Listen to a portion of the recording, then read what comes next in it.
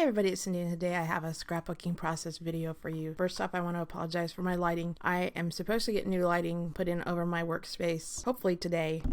May not be until, over the weekend. But I am down to one light for my videos, and I seem to get a lot of shadows and some dark spaces, so I apologize for that. The layout for today's video took me 59 minutes to complete, not counting cutting out the layers of the pattern paper on my silhouette and trimming the background down, which took less than 10 minutes altogether, so an hour and 10 minutes. The paper pack I am using is by American Crafts. It's a collection by Jen Hadfield called Home+Made. I love the colors in this, the gray, which is a really warm gray, the white, the aqua, and that kind of peachy pink color, which isn't real pink, and it really isn't apricot or anything either, so I like the colors. And then that yellow gives it a nice little pop. Plus it's got some black and white, which is really great for contrast.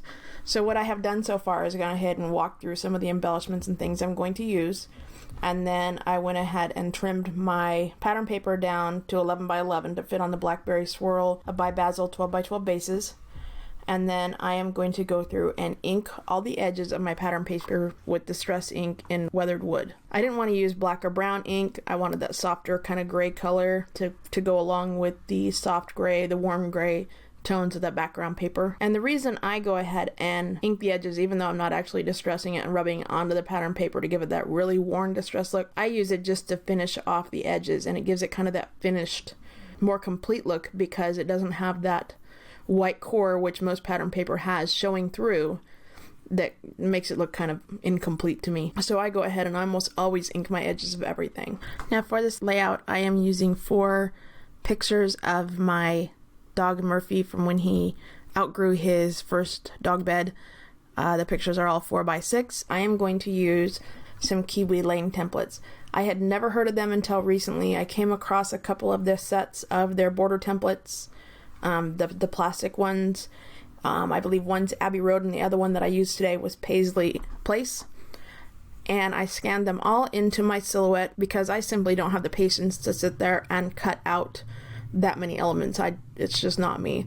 So I'm going to let the Cameo do that for me. I scanned it in. I could have used my pick scan mats, but instead I just dropped them onto the scanner, ran it through, and saved it as a JPEG. What I found was that this system by Kiwi Lane, which I'm absolutely in love with, and I'm going to have to order some more, gives my pages a really unique look, and it's different from my usual style. So my scrapbook albums now are going to have a completely different look in some areas. So I do a lot of distressed mixed media kind of pages, and I do some pocket pages, and it all goes in the same book. And it's not necessarily even in any kind of chronological order. I scrap what I'm thinking about that day. In this case, it happened to be, I saw my dog trying to fit himself onto this little tiny pillow, and he weighs about 90 pounds, and he's a big boxer, and I remembered these pictures, so that's where I started scrapping. And now this picture will remind me of something else, So my pages go absolutely in no kind of order in my albums, and what I like about that is I think it makes it seem really organic. My layouts and my scrapbook pages, even though they're not in chronological order, they seem very organic to the way I was thinking at the time. So not only is it the stories that I want to tell, but it's a representation of the way my mind works. So this story reminded me of that story, And I think that's important for my kids and grandkids and, future generation to know about me. It's one of those things that I'm leaving behind. Back to the Kiwi Lane templates, I kind of got on a sidetrack there. Their system is designed to sort of take the stress out of designing your own layouts, because each of the templates give you many different options to create either 1 or 2 page spreads that have a lot of visual interest but are really simple to recreate. And if you're doing a 2-page spread, the system sort of lends itself to creating a sense of balance on your 2 different pages just by virtue of using the 2 different parts of the templates. Back to the actual layout in process, I've almost completely finished inking the edges, and once I get that done, I'm going to go ahead and put my distress ink out of the way so I don't stick my arm in it again. I did that earlier. And then I'm going to go ahead and adhere the pattern paper that I picked for my background paper onto the black cardstock. This is my favorite black cardstock. It's got a lot of weight to it. Normally I would cut out the center of it and use that for something else, but in this case, this line of paper, the American Crafts Jen Hadfield Home+Made, is a little bit, not flimsy because it does have some weight to it, but it is a little bit thinner than some of the cardstock I use, so I'm not going to cut out the centers. I'm just going to go ahead and use the whole sheet, and that's going to give me a nice sturdy background for my photos, and I'm using quite a bit of photos, and I'm using quite a bit of pattern paper on the front. And once that is completed, I am going to go ahead and start layering my photos onto that polka dot photo mat that I created. Each one of them is 4.5 by 6.5, so it gives a nice 1/4 inch border all the way around. I could have used solid black or solid color, but I kind of like that extra detail that layering these on the polka dot pattern paper instead of a solid cardstock really gave. And it's not much, but it is just a little bit of extra pop. So I layered each one of the photos, and there are 4 of them. And then once I have that all done, I'm going to begin building the layers using the border pieces from those Kiwi Lane templates. Both pages are going to be laid out exactly the same with these border pieces, but I'm going to swap the rotation on one of them by 90 degrees. So that adds yet another little bit of visual interest, because even though the pages are mostly identical when at this stage with this layer, once I switch the orientation, they look different, but they complement each other very, very well. As I begin building these layers, you can see how quickly this system, the template system, really gives you an instant amount of visual interest, because no matter where you look with those wavy border templates, you're getting different angles and different multiple layers that are really unique and different. So the pink layer has a nice steep swerve to it, but then it also makes it look like I cut the background layer into that same curve, and I didn't. It's just a function of that template cutout that I used. And then I added on the little scallop piece that's actually a silhouette cut file and a little strip. I think it was a 2 inch wide, maybe it's 1 inch wide strip of just one of the pattern papers that I had picked out. And instantly you have this really great design that looks like you put a lot of effort into it, but you really didn't. I mean, once you cut those templates out, and I cheated and did it on the silhouette, but once you cut those out and lay them out, they do all the work for you. It's a really great system, and these women who did this are awesome. I'm going to go ahead and layer on my last little border strip there with this white scallop and the gray print strip, and then I am ready to start placing my photos to determine where I'm going to put those. And what I want to do is put 2 on one page and 2 on the other, and I'm going to overlap the 2 on the right hand side. I decided I wanted to do that because there's quite a bit of blank space on that one photo that really doesn't tell much of the story, and I want to draw a lot of interest to that picture that I put in the middle, because that was the final picture. That was the last day he was able to fit into that dog bed. So he went from being able to curl up right into it the way he should have on down to not being able to fit so well, not be able to fit at all. And I'm not going to adhere them yet because I don't know what I might want to tuck back behind the pictures. So I'm going to start layering on some of my embellishments instead. I'm going to start with an aqua doily, and I'm just going to cut that in half and put it on both sides and tuck it back behind one of the layers to give more and more layers and more depth to the layout.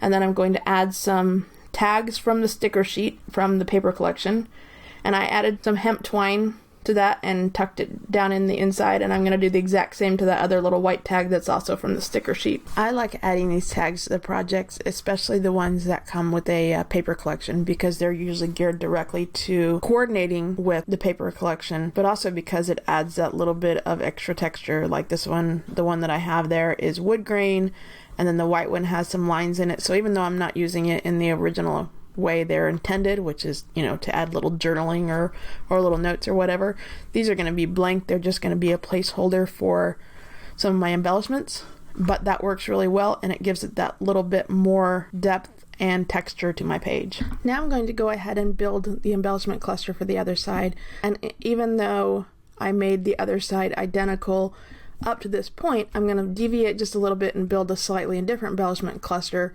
So it'll be layered on the same doily that's on the right hand page, but it will be just a little bit different with that Studio Calico patch and the butterfly stickers from the embellishment kit and the little black cardstock oval. Even though it is a little bit different, it still has the similar colors. It still has kind of a similar amount of space that it takes up, so that it should balance very, very well. The next thing I'm going to do is add my title, and I almost always use wax paper when I'm using letter stickers. If I'm using a title that I created on Silhouette, I obviously don't have to put the adhesive on until I'm ready, so that gives me a little bit more time. When you're using letter stickers, as soon as you peel the letter sticker off of the backing, your adhesive is exposed, and if you stick it down on something, it's going to be less sticky. You have the worry of it then not sticking to your paper correctly. So I always start by layering my letter stickers onto a piece of wax paper just to make sure that it's going to fit. So in this case, the title on the right side page is going to be getting too big. The title on the left side page is going to be Murphy, all in caps, I believe. But by doing this, I know that I can space it out the way I want to on the piece of wax paper, which is translucent, and then I can maneuver it around the page to decide where I want to and make sure that I have the spacing correct so that it fits. Once I have it laid out the way I want it, and I'm sure all the letters are going to fit, I'm going to go through and take one letter at a time and adhere it to the cardstock background. In this case, it's going to go right along that border strip.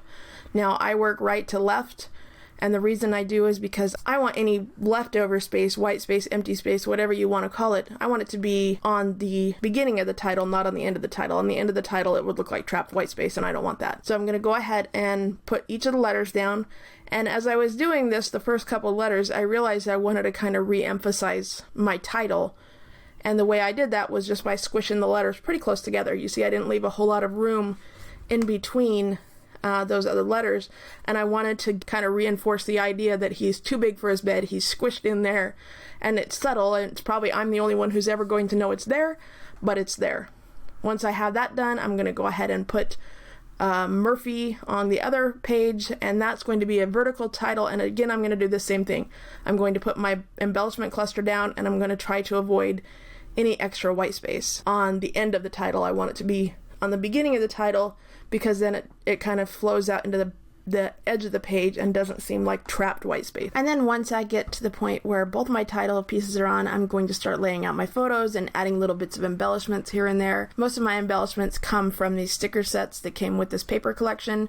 Some of them are from my stash, the Studio Calico badges, the doilies are, but the stickers and the black cardstock circle, those are all from the paper collection. And I'm going to tweak those a lot, and the final result, you'll see in the final pictures, I kind of played with it a little bit more yet and added a couple of things. I added some butterflies in different places. The white ones are not from the paper collection. They are from my stash. They're ones I cut out of my silhouette and I've just had put away. That plastic overlay comes from a Project Life, I think it's Heidi Swap's kit, and that also came from my stash. When I decided on the layout for my photos, I wanted them to reinforce the title as well, just like I did with the spacing on the letters in the title itself.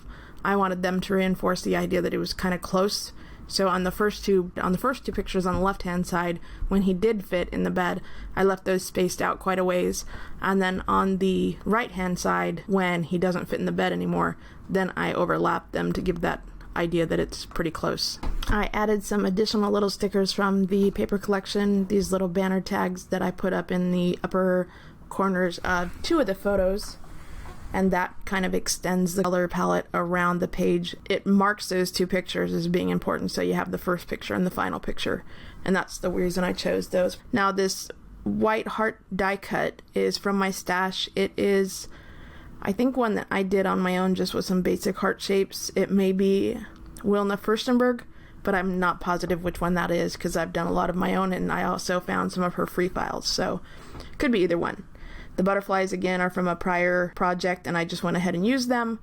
And I'm going to continue to tweak this quite a bit more. I add things, I subtract things. I realized at some point along the way that I forgot my journaling block. I had it already done, already written out, ready to be popped in there, and completely forgot to stick it in behind the photo. So I'm going to add that, and that's one of the major things you will see that gets added on the final pictures that wasn't in the actual process video. I've had some questions about my Glossy Accents bottle and why it looks different. I actually put a silicone bottle nipple on the end of it. There's videos out there that explain exactly how to do it. You use foam tape to keep it sealed, and it actually prevents the bottle from clogging up. I don't know how many bottles I have lost that way. I will go ahead and put a link down at the bottom to one of the videos that shows exactly how to do that. I haven't had to throw away a partial bottle because it got dried up when it got clogged, or gotten so frustrated I threw it away because I couldn't get any glue out of it in quite a while. And with that, I will call this layout done. If you found this video interesting, please give me a big thumbs up and subscribe to my channel for more videos. I do product reviews, process videos, and other crafty stuff. Have a good day.